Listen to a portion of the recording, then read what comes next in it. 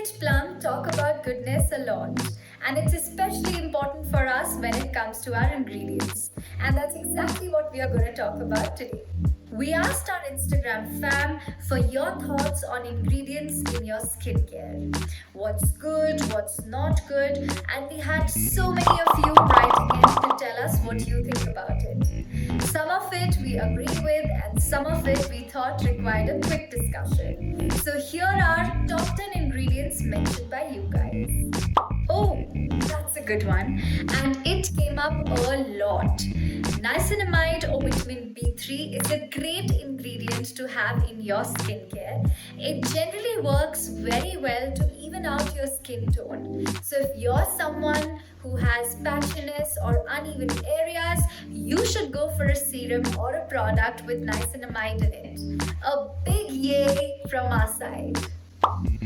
So the votes are split on this one, we know. The Plum approach to fragrance is that we use IFRA compliant, phthalate-free fragrances that are safe. But you can always go fragrance-free if that's a personal choice or you've shown sensitivity in the past. We believe in moderation and delight. Glycolic acid, a Plum's favorite, as you all know. This natural exfoliant gets a yay from our side. It's not as scary as it sounds. This is a very good ingredient for all those of you who have oily, acne-prone skin. To know more, you should go check out our All About Acids video that we posted on our channel just last week. This is a big one. Once often found in skincare formulations, parabens have found their way on the top of the charts of the haters list because of the carcinogenic qualities.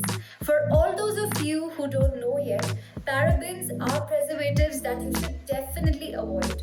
A big nay from our side.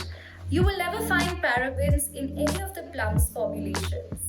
Witch hazel is one of those under-mentioned ingredients in skincare formulations. It's a great natural astringent which helps to calm and soothe in your skin. A good one to find for in toner or sun care formulations. We say yay. At Plum, we say nay to mineral oils. Now you must be wondering why. These are what are known as occlusive agents. They form a film over your skin or your hair which effectively seals it from air or water. That's not a good idea, right? Especially for oily acne-prone skin. You should let those pores breathe. SLS and SLES, often confused but not the same thing. The only thing that's common between SLS and SLES is that they're both surfactants and they help to cleanse the skin. SLES is much milder and it's so mild that it's even considered safe to be used in baby shampoos. Vitamin E is a crowd favorite amongst the Plum people.